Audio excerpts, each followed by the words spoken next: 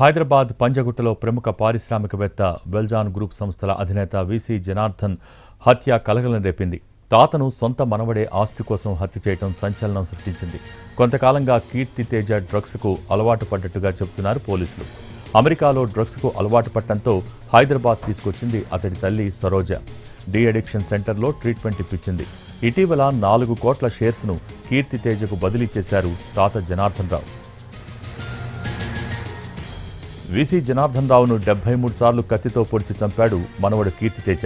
తాతను చంపుతుంటే అడ్డు వచ్చిన తల్లిపైన 12 సార్లు కత్తితో పొడిచాడు కీర్తితేజ. తల్లి తాత అరుపులు విని ఇంట్లోకి వచ్చారు స్థానికులు.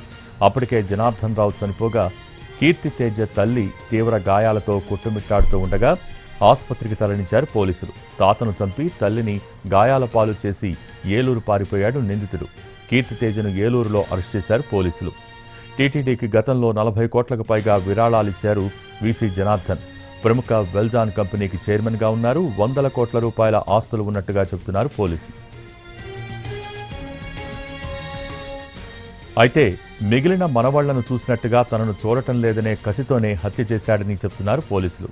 ఇటీవల కంపెనీలో ఒక మనవడికి డైరెక్టర్ పోస్ట్ ఇచ్చాడు వీసీ జనార్దన్ రావు.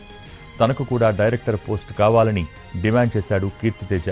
మనవడి చెడు వ్యసనాలను చూసి డైరెక్టర్ పోస్టు ఇవ్వలేదు జనార్దన్ రావు. అమెరికాలో ఉండి ఇటీవలే హైదరాబాద్కు వచ్చాడు కీర్తితేజ.